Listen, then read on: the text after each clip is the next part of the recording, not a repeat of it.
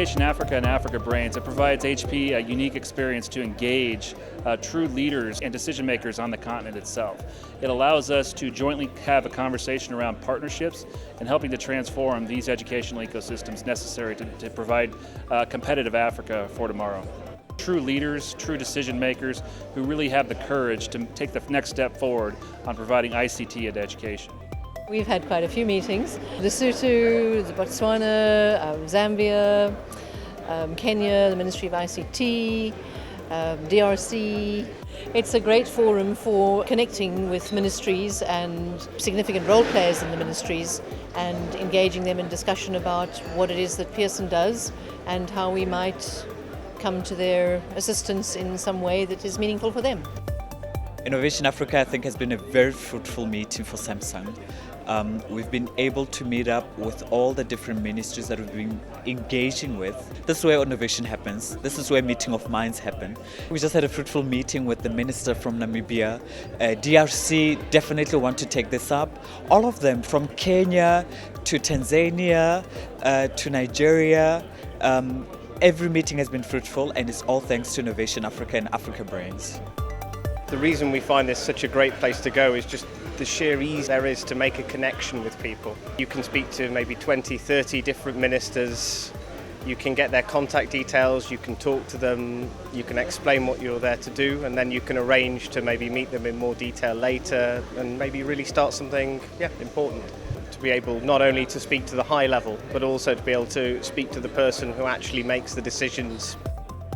EduWave was made for public education. It was made for ministries of education, and so it's very important for us to really meet with the delegations from ministries of education and high-level delegations to talk to them firsthand and show them firsthand what we have. And the setup that Innovation Africa provides is exactly that. It really puts all the people together in the same place. We've done this several times, and every time I think has been better than the time before. I've met a number of ICT solution providers, and I'm happy with the meetings that I had. At Botho, we're also looking at skills. While we are operating as a university, but we're also looking at skills development because of the need that we have established in Botswana for skills, employable skills. So that session on skills, and in fact even the whole theme of this summit was very attractive to me because of the area of skills. We met some interesting customers, maybe partners for the future, and we are looking forward to this, to follow up on these contacts and do something good for Africa, I think.